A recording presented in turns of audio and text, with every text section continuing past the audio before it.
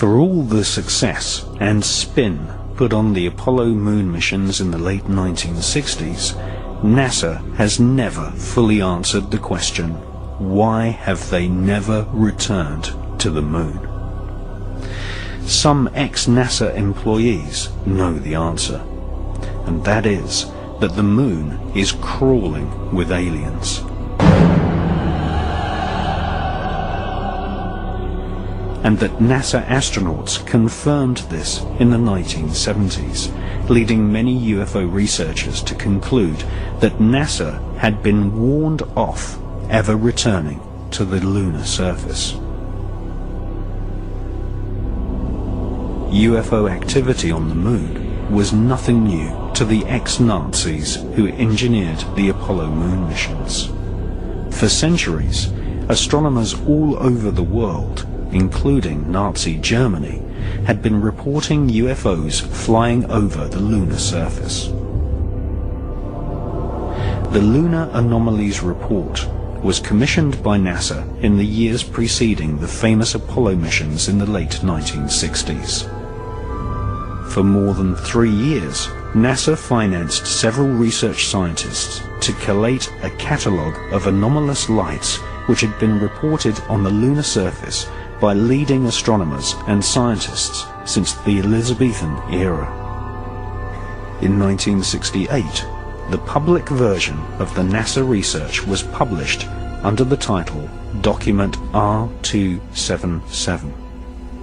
This public version of NASA's survey of lunar UFOs included nearly 600 strange events which took place between the years 1540 and 1967. This official NASA catalogue of strange lunar UFOs included reports from some of the world's most famous astronomers. For example, NASA included a report from the brilliant French astronomer Gian Cassini, who reported seeing a white cloud hovering over the lunar surface in 1671. Another report suggested that the moon had an atmosphere when 2 astronomers reported lightning above the lunar surface on May the 18th, 1787. Just 1 month before, in the same year, 1787, the man who discovered Uranus, one of the pioneers of modern astronomy, Sir Frederick William Herschel, claimed to have observed several bright lights traversing across the lunar surface. Small luminous orbs of light, commonly referred to as luminosities, have been reported on more than 200 occasions. In February 1877, a streak of white light was observed for more than 1 hour. On April the 23rd, 1915, a beam of light was seen inside the Clavius crater. One of the UFO hotspots on the lunar surface is the Plato crater, where literally dozens of luminous orbs of light have been reported by astronomers. In addition to luminous UFOs on the lunar surface, NASA recorded the existence of mysterious shadows. In 1882, near the Aristotle area of the lunar surface, several dark shadows were seen. On September the 13th, 1959, astronomers were unable to photograph the lithosphere area of the lunar surface due to a large dark mass obscuring the terrain. And on September the 11th, 1967, Canadian astronomers reported a black cloud with violet edges floating across the Sea of Tranquility, the exact area chosen by NASA for the first Apollo moon landing in 1969.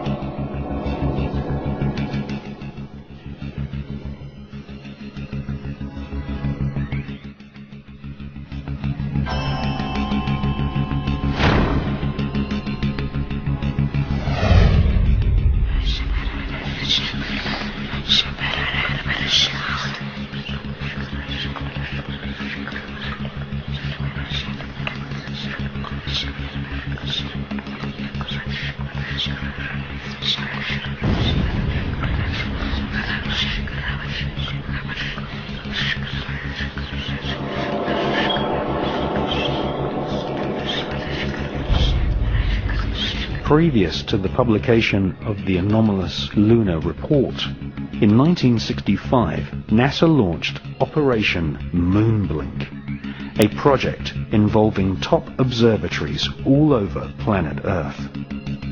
NASA's goal was to collect data on the large number of luminosities seen flying over the lunar surface. Operation Moonblink also investigated various large structures which had been photographed by unmanned NASA satellites.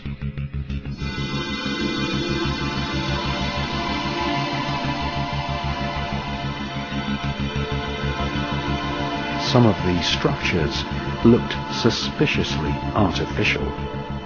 In 1953, the science editor of the New York Herald Tribune had reported seeing a 12-mile-long structure, possibly a bridge, on the edge of the Mare Crisium crater. This structure could have been caused by volcanic activity. British astronomers Dr. H.P. Wilkins and the presenter of the world's longest-running TV series, The Sky at Night, Sir Patrick Moore, both confessed that the so-called bridge in the Mare Crisium crater had just popped up from nowhere. In preparation for the NASA Apollo moon missions, Orbiter 3 was dispatched to take photographs of some of the moon's most interesting structures. In the Ukurt area of the moon, a large vertical structure stands proud of the lunar surface. It has been nicknamed the Shard. Another curious object photographed by Orbiter 3 is the so-called tower, which some astronomers claim is over a mile thick and could be 5 miles high.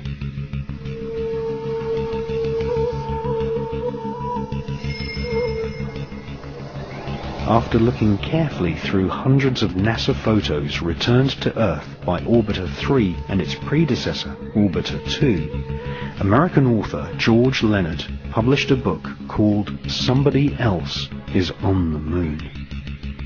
George Leonard presented many photos in his book, some showing very long tracks in the lunar dust.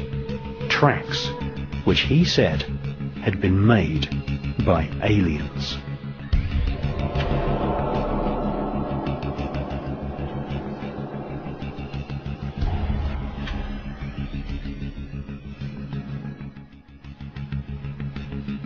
Sightings of UFOs flying across the lunar surface are still going on to this day.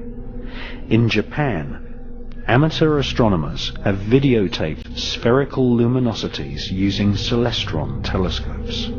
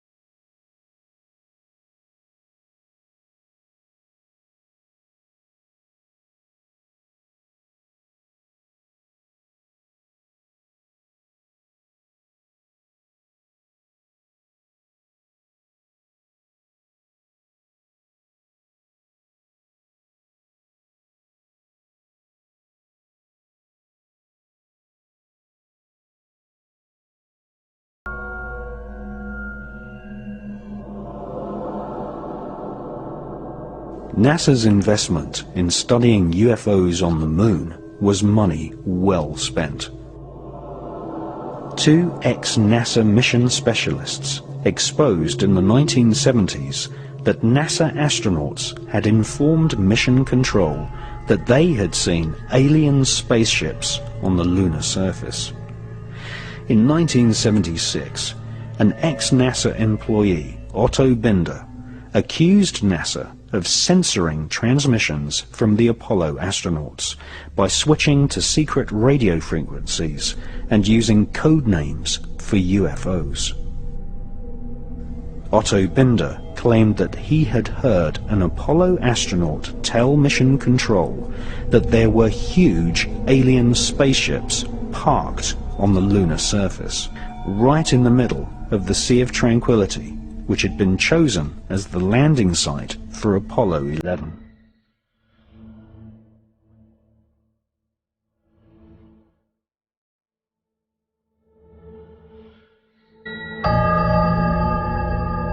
It's one small step for man, one giant leap for mankind.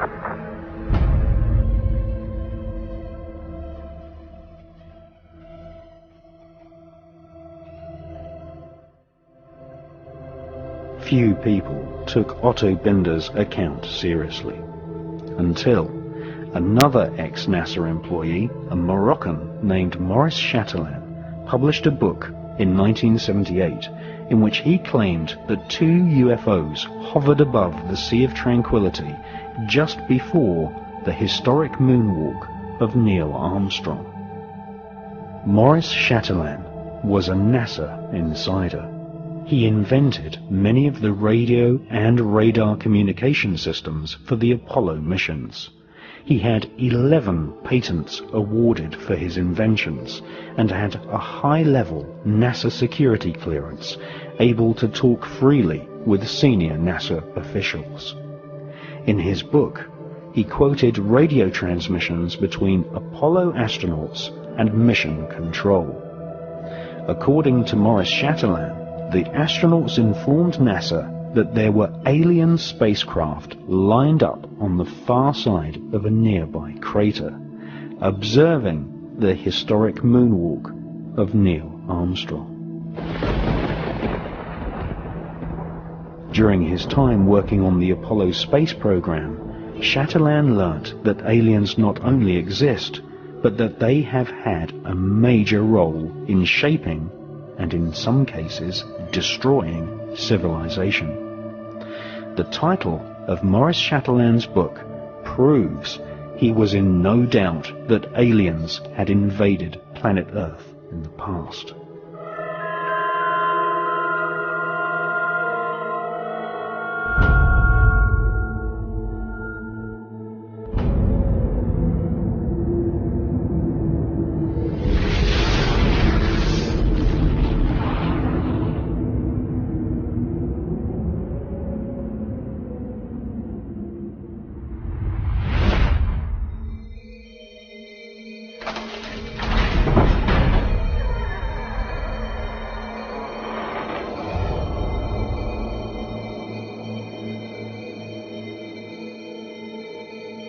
If you study the legends of the North American shamans, the mythologies of ancient Europe, the creation histories of the Australian Aborigines, or the ancient Vedic texts of India, and especially the Sumerian clay tablets from ancient Iraq, we find that all great civilizations on the face of planet Earth tell one similar story. That is, in the distant past, people from the stars visited planet Earth and displayed fantastic technology. Sometimes they genetically engineered humans. Sometimes they directly interbred with humans. These so-called sky gods always visited in spectacular flying vehicles.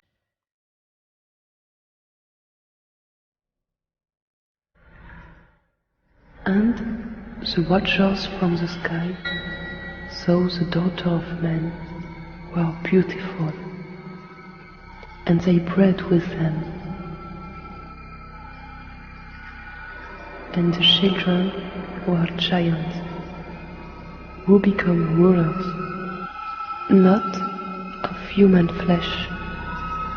They were called the Nephilim.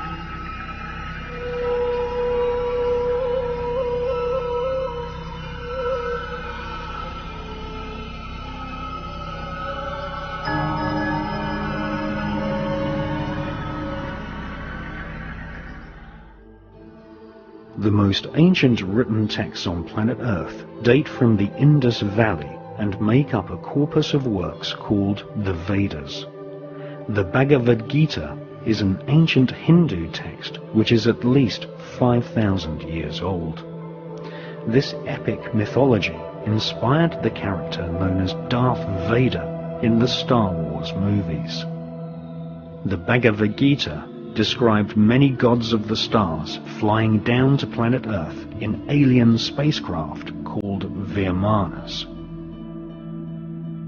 The ancient Vedas tell us that there are multiple inhabited planetary systems in the universe called Devas, which are ruled by a universal government of beings with superhuman powers and technology, including the power of telepathy and nuclear weapons powerful enough to destroy an entire planet.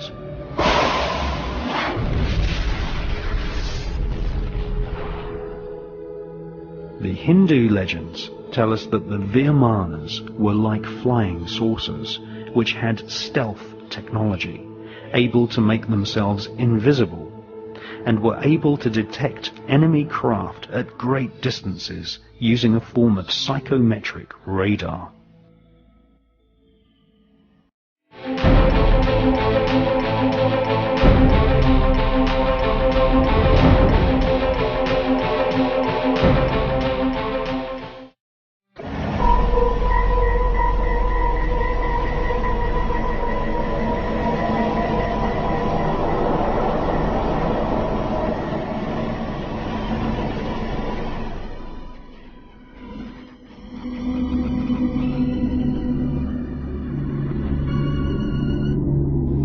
The most ancient text of Central America is the Popol Vuh, written by the Mayans who charted the heavens and had astronomical calendars which predicted solar and lunar eclipses. The Popol Vuh describes the ancestors of the Mayans as great explorers who knew centuries before European scientists that the Earth was not flat, but in actual fact a sphere.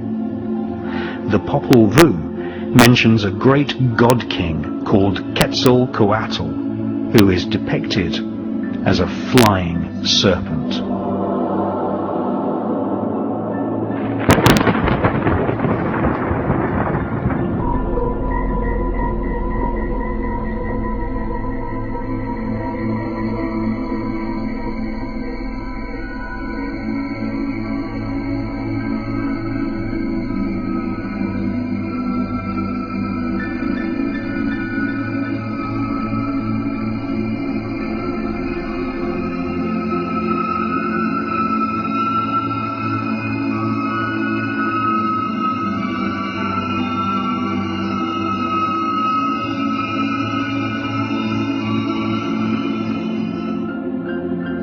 On more than 3 different occasions, in broad daylight, people have filmed flying serpents in the skies above Mexico.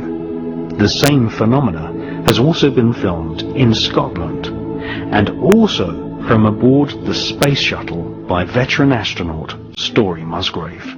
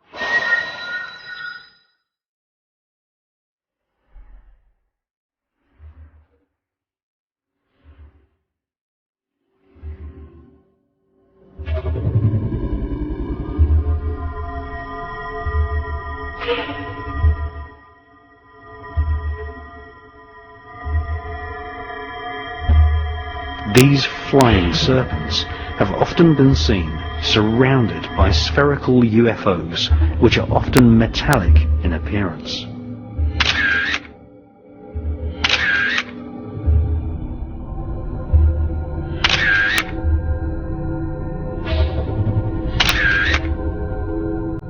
Mexican UFO investigators call these spherical luminosities las perlas, or the pearls. These pearls of the sky are mentioned in ancient Tibetan scriptures. More than one leading Tibetan author suspects that these spherical UFOs are actually alien probes monitoring the evolution of mankind.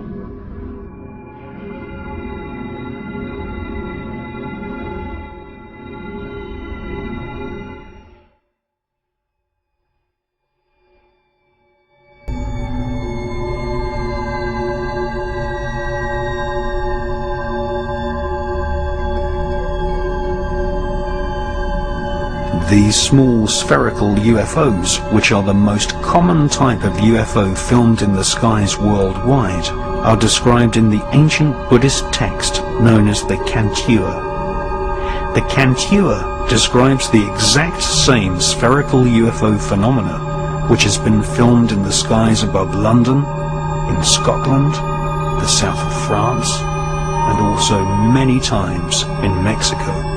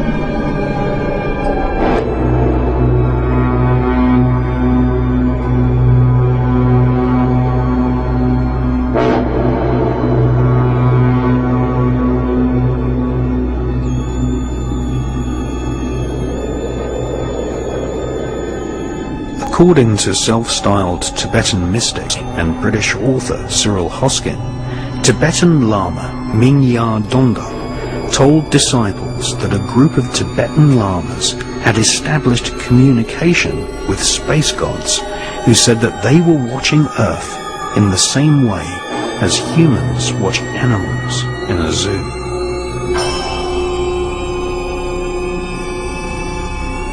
A royal document dating back to the 7th century states that the first 7 Tibetan kings came from the stars.